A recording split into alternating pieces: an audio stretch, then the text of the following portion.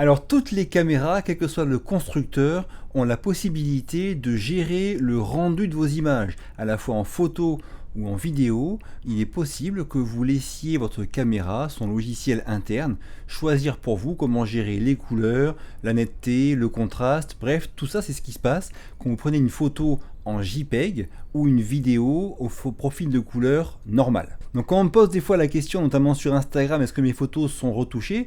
Oui, mais toutes les photos que vous voyez tout le temps partout sont tout le temps retouchées. Soit elles le sont par le photographe ou le vidéaste, soit elles le sont par le logiciel interne de votre caméra. Donc en fait, vous laissez en shootant en JPEG et en prenant des vidéos au profil de couleur normale, vous laissez Canon ou Panasonic ou GoPro ou Apple ou Samsung gérer les couleurs et le rendu de votre image. Alors c'est pas un mal, il y a le droit de le faire bien sûr. Moi il m'arrive pas en photo mais en vidéo parfois de laisser ma caméra gérer les couleurs, de shooter un profil de couleur normal parce que soit j'ai pas le temps, soit le profil de couleur plat dont elle dispose ne me convient pas. Bref, il n'y a aucun souci avec ça. Par contre, si on veut le meilleur rendu possible au final, que ce soit en photo ou en vidéo, c'est en utilisant un profil plat qu'on pourra y arriver, parce que ces profils plats, le RAW en photo ou les profils comme Dessiné Like, S-Log, C-Log, tout ça selon les boîtiers, captent plus d'informations quand on filme ou quand on prend la photo, et après on peut mieux retoucher les couleurs et arriver à un résultat qui est meilleur que le résultat en JPEG ou en profil de couleur normal, à condition de ne pas faire n'importe quoi à la retouche. Alors pour ce qui est de la photo, on n'en parlera pas aujourd'hui, par contre on parle de vidéo aujourd'hui, et travailler le rendu de l'image en vidéo, c'est vraiment un métier à part entière. Je ne prétends pas du tout être un professionnel là-dedans, moi je fais ce que je peux pour arriver à avoir une image dont je suis content, et ce sont les images que vous voyez notamment sur mes vidéos YouTube, ou que je fais aussi en prestation. Alors comme vous le savez, moi je monte mes vidéos avec DaVinci Resolve, qui me sert à la fois pour l'édition de la vidéo, mais aussi pour traiter, travailler les images, donc retoucher les images. Et aujourd'hui, dans les exemples que vous verrez, il y aura des exemples de DaVinci Resolve, mais ce sera aussi applicable bien sûr à Final Cut, Premiere Pro ou d'autres logiciels de montage. Alors quand on s'occupe du rendu de l'image au montage vidéo, de la colorimétrie comme on dit souvent, soit on fait tout à la main de A à Z, soit on peut s'aider de ce qu'on appelle des LUT, L-U-T ou des LUT, Lookup Table. Ce sont des petits fichiers en fait qui sont utilisés par votre logiciel de montage pour gagner du temps quand on traite les images. Alors c'est pas du tout quelque chose qui est suffisant, hein. Il faut constamment, quel que soit le LUT que vous utilisez ou la méthode que vous employez, il faudra constamment faire des petites corrections à la main, mais c'est des choses qui font quand même gagner beaucoup de temps. Alors CLUT ou CLUT, il y en a plein, hein. Il y a plein de youtubeurs qui en vendent, on peut en trouver sur internet des gratuits, des payants, tout ça. Moi j'en ai acheté pas mal, j'en ai téléchargé des gratuits, des payants, et j'ai jamais vraiment trouvé un truc qui me plaisait parce que c'est soit un rendu trop poussé à l'extrême, bref, c'est des styles qui ne me correspondent pas, et donc depuis plusieurs mois, même plus d'un an je pense, j'utilise pas du tout de LUT, je fais tout à la main de A à Z, y compris pour corriger des plans filmés en S-Log, en F-Log, en C-Log selon la caméra que j'utilise. Donc je fais tout ça à la main et je me suis rendu compte qu'il y a beaucoup d'étapes qui sont communes, beaucoup d'étapes de la retouche que je fais à chaque fois pour tous les plans que je traite. Alors sur un seul montage, c'est pas grave, je peux les copier-coller, mais dès que je change et que je reprends un nouveau montage, je dois me retaper toutes ces étapes qui sont fastidieuses et qui sont encore une fois bien souvent communes selon la caméra que j'utilise. Alors c'est comme ça qu'il y a 2 ou 3 mois, j'ai eu l'idée de créer une LUT ou un LUT qui me permettrait de condenser toutes ces étapes. Donc l'idée c'est vraiment de rassembler dans un seul petit fichier LUT là, toutes ces étapes que je faisais avant à la main qui me prenaient pas mal de temps, et là maintenant c'est vraiment un gain de temps de fou, d'autant que je peux m'en servir quelle que soit la caméra que j'utilise pour faire mes images. On voit maintenant en détail comment ça marche sous DaVinci Resolve. Alors pour l'exemple, j'ai mis dans la timeline ici différents fichiers pris avec différentes caméras. Là on a le Canon R6, Canon R5, là on a du Fuji X-S10, on doit avoir du Lumix S5 ici, DJI Mavic R2, DJI Mini 2 et DJI R2S. Bref, c'est pour vous montrer comment ça va marcher et que ça va marcher avec tout ça. Donc je vais aller dans l'onglet couleur ici, et sur ce premier plan ici, qui est un plan filmé au Canon R6 en C-Log, donc le profil plat du Canon R6 C-Log, pour l'exemple, je vous ai montré ici les différents nœuds qui correspondraient en gros à un étalonnage standard. Donc après chacun travaille de manière différente, hein, mais j'ai commencé par un nœud ici de balance des blancs. Donc en général, c'est ce que je fais quand je travaille des plans. Je commence par la balance des blancs.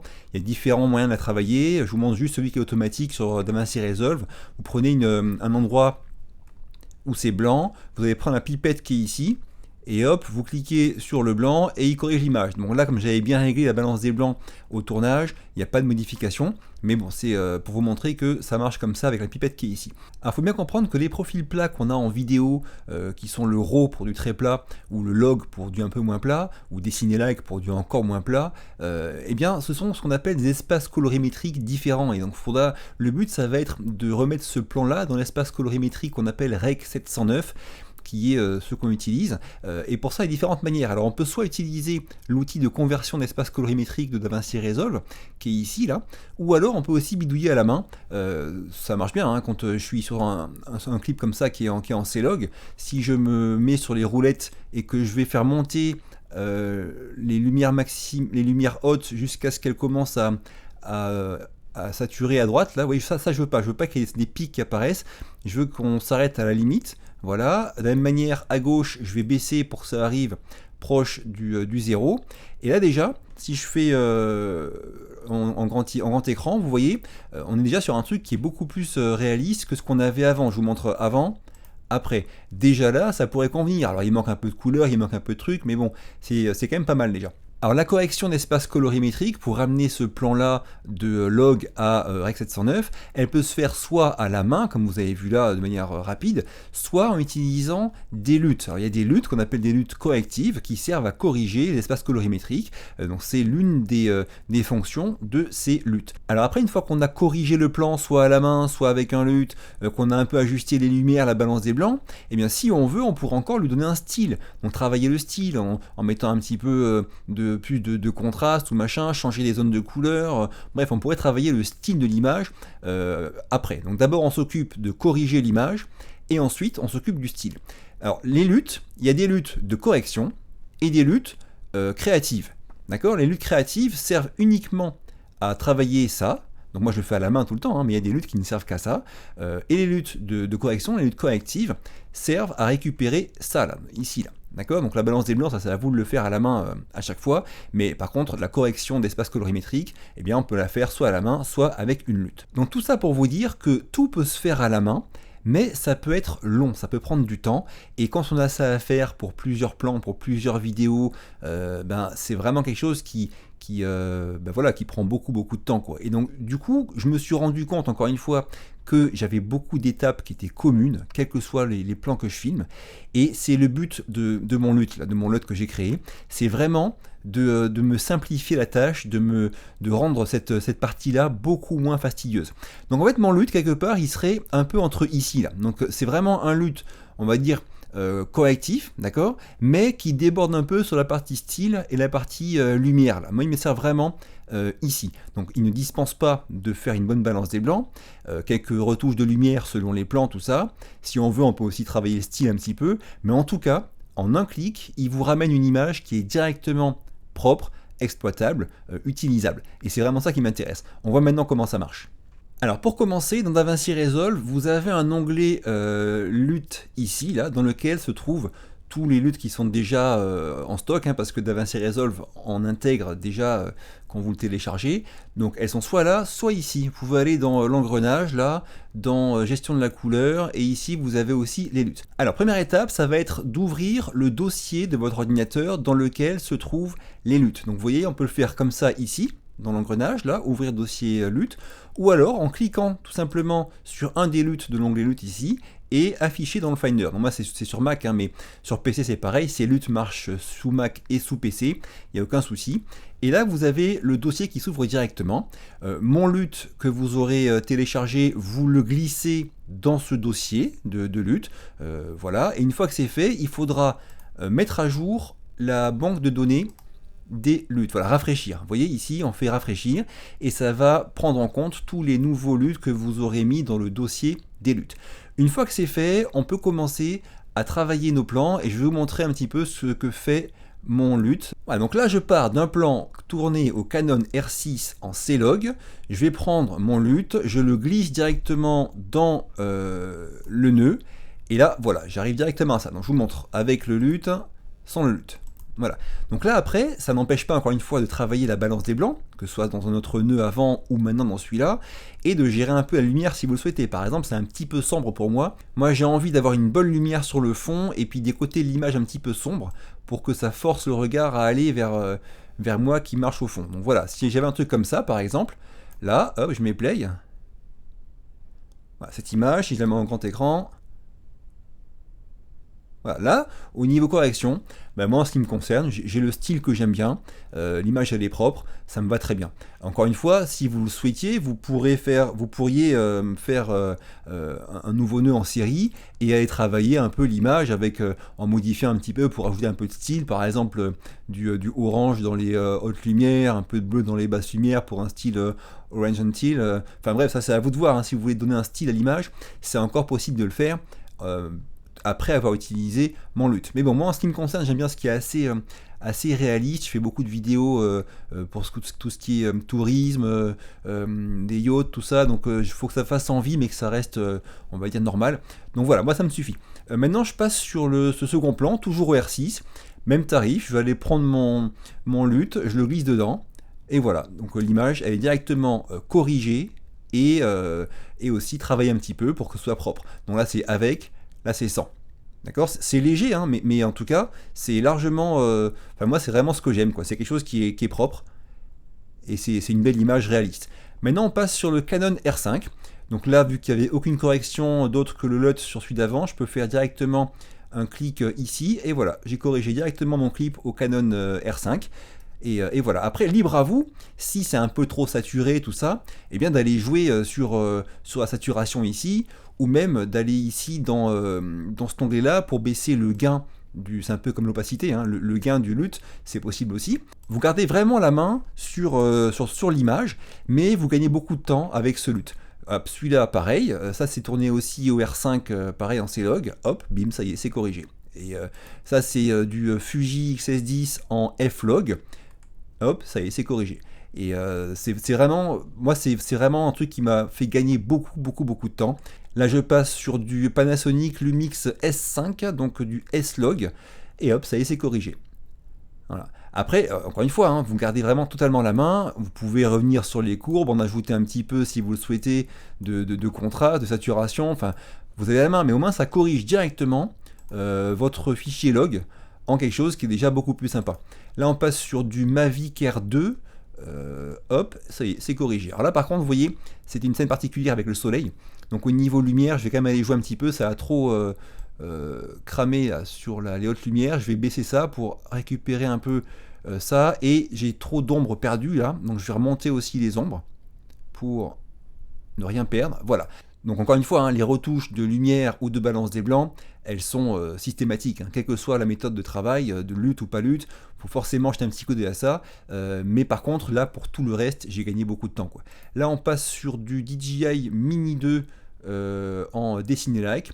Hop, là c'est beaucoup trop, donc on va déjà commencer par la lumière, je vais remonter un peu les basses lumières, baisser un peu les hautes lumières, voilà, je trouve que c'est un petit peu trop orange sur ce clip là, trop saturé, oh, peut-être si je peux baisser un peu le orange dans les hautes lumières, pourquoi pas, là fais voir en grand écran, ouais, c'est peut-être même un poil trop saturé. Après, il y a une grosse partie aussi qui est subjective, hein, dans la retouche des images. C'est à vous de voir pour que ce soit réaliste. Là, cette image-là, elle est quand même pas trop loin de ce que j'avais le jour J. Elle est belle. Voilà, moi ça m'irait comme ça. Pareil, encore du DJI Mini 2, je crois, oui c'est ça, en dessiné like, hein, hop. Voilà, alors là, clairement, on voit qu'il y a de la perte d'infos dans les ombres, là, ici, ça se confirme sur les histogrammes. Je vais remonter un petit peu les ombres. Voilà, je peux monter un petit peu aussi les hautes lumières pour récupérer une image et même les moyennes lumières. Voilà, là, si je mets en grand écran, voilà, là, l'image, elle est propre. La STRL avec le yacht, j'ai une image qui passe en 20 secondes de ça à ça. Voilà. Là, on passe sur du DJI R2S. Hop, voilà, pareil, je vais corriger un peu mes basses lumières et mes hautes lumières. Pour pas que ça déborde des deux côtés. Voilà, si je viens sur ça, ben voilà, hein, l'image elle est belle. Hein. Voilà, C'est vraiment pour moi un gros gain de temps. Je suis encore sur du R2S ici. On va appliquer mon LUT. Voilà, pareil, correction de la lumière ici, où j'en ai perdu un peu en bas, et en haut c'est peut-être un poil trop aussi. Et voilà, c'est tout, hein. Voilà, là on voit bien que c'est propre, hein. C'est pas trop au niveau couleur et tout, mais encore une fois, libre à vous, hein. Si vous voulez désaturer ou quoi, vous pourrez encore, mais ça permet de corriger très rapidement les images ternes des profils plats pour en faire des images qui sont exploitables. Là on passe sur ce plan-là du dauphin. Je vais appliquer la même correction que celui-là pour voir. Je vais ramener un peu les ombres vers le zéro. Est-ce que je vais monter un poil ça? On est comment là? Ça me paraît pas mal, hein, au niveau de l'image là. Voilà, dernier plan, celui-là il est aussi au R2S, et je vais mettre mon LUT. Voilà, alors là on a pas mal d'infos perdues dans les ombres, on voit bien que l'image est trop sombre, et aussi sur l'histogramme. Là donc je vais remonter pour récupérer ces infos perdues. Les hautes lumières ça va, hein, je suis pas saturé, je suis pas cramé, et là je vais monter un peu les moyennes lumières parce que ça me paraît un petit peu sombre sur les moyennes lumières. Peut-être baisser un peu les hautes lumières, voilà, pour être sûr. Alors ce bateau il était tout blanc, donc c'est pas du tout cramé, hein, c'est juste qu'il est vraiment blanc, blanc brillant là. Donc là l'image, voilà, elle est propre, hein. Si je mets en marche, on voit bien que c'est ni trop ni pas assez. Moi ça me paraît très très propre tout ça. Alors pour être bien clair, est-ce que ce LUT est nécessaire? Non, il n'est pas nécessaire, on peut tout faire à la main, et j'ai tout fait à la main pendant très très longtemps. Ce n'est que il y a environ 2 mois, quand j'ai fait les vidéos pour la ville de Cannes, que comme j'avais beaucoup de choses à faire, j'ai voulu un petit peu automatiser ça, et que j'ai eu l'idée de créer ce LUT. Donc il n'est pas nécessaire. Est-ce qu'il est suffisant? Non, il n'est pas suffisant, parce que il faudra quand même voir la balance des blancs, et ajuster selon chaque plan un peu la lumière, pour ne pas avoir de perte d'information dans les basses ou les hautes lumières. Donc ce LUT n'est ni nécessaire, ni suffisant. Par contre, c'est un gros gain de temps. Moi, si vous n'y connaissez rien en retouche des images, vous avez vu en un clic, après il n'y a plus qu'à ajuster un peu les hautes et basses lumières, et c'est fini. Vous avez une image qui est propre, dans le style que moi j'aime, c'est-à-dire qu'un style qui est assez neutre, on va dire un style touristique, quoi, qui met en valeur un paysage ou quoi, c'est pas du tout un style à la Hollywood, ou qui est très typé façon film ou quoi. C'est vraiment un style que moi j'utilise de manière professionnelle et sur YouTube pour mettre en valeur des personnes, un territoire, tout ça. Donc c'est mon style à moi quelque part. Et c'est ça aussi qui me plaît, c'est que c'est pas le LUT de quelqu'un d'autre qui moi me satisfaisait pas forcément, parce que par rapport à mon style ça n'allait pas. Celui-là c'est vraiment comme ça que moi je travaille. Toutes mes images que vous voyez depuis quelques mois maintenant sont faites comme ça, soit avec ce LUT là, soit en y arrivant par différentes retouches manuelles. Mais en tout cas c'est vraiment mon style. Alors si vous n'aimez pas mes vidéos, ne le prenez pas, hein. Par contre, si vous aimez le rendu de mes images, et si vous voulez y arriver de manière simple, rapide, eh bien, je pense que c'est une bonne solution pour vous. Alors concrètement, vous avez vu, hein, pour installer, c'est vraiment tout simple. Je vous mets le lien sous la vidéo vers ce LUT. Je le vends à 20 €. Il est hébergé sur Podia, qui est le même site que j'utilise pour mes formations en ligne. Donc il y a le lien sous la vidéo. Une fois arrivé sur Podia, vous aurez accès au paiement et après au téléchargement. Et quand vous aurez le LUT en point cube, hein, c'est un format de LUT classique qui est reconnu par les PC et les Mac, par Final Cut, DaVinci, Premiere, par tout le monde, quoi, hein. Vous pourrez, par LumaFusion, vous pourrez utiliser dans vos logiciels de montage vidéo. Alors vous avez vu le rendu des images dans la vidéo, hein, entre avant et après avoir appliqué ce LUT. Vous avez vu mes vidéos depuis longtemps pour ceux qui me suivent. Le rendu, ce sera celui que vous avez vu aujourd'hui et dans mes vidéos d'avant. Donc s'il ne vous convient pas, bien évidemment je ne pourrai pas vous rembourser ce LUT. C'est pas un fichier qu'on peut télécharger puis après dire non, finalement ça me plaît pas. Donc ça c'est comme ça, hein. Personne ne rembourse les LUT. Voilà, il coûte 20 €. Oui, c'est qu'un seul LUT pour 20 €, mais c'est un LUT avec lequel je fais tout. Je traite tous les styles de fichiers plats, hein, avec ce LUT, hein. Pas un fichier filmé en profil de couleur normal, sinon ça va être complètement trop saturé. Mais par contre, tous les styles de fichiers plats, dessinés like jusqu'au RAW, en passant par le log, C-log, F-log, machin, tout ça, j'applique ce LUT à tous ces fichiers-là, quitte à gérer après un petit peu l'opacité, enfin, le gain là, et ajuster un petit peu les lumières. Voilà comment je travaille. Si ça vous est utile ou intéressant, il y a le lien sous la vidéo. Si ça vous a plu, un petit pouce bleu, pensez à vous abonner. Je vous quitte, à très vite, et d'ici là, bougez-vous purée, bougez-vous.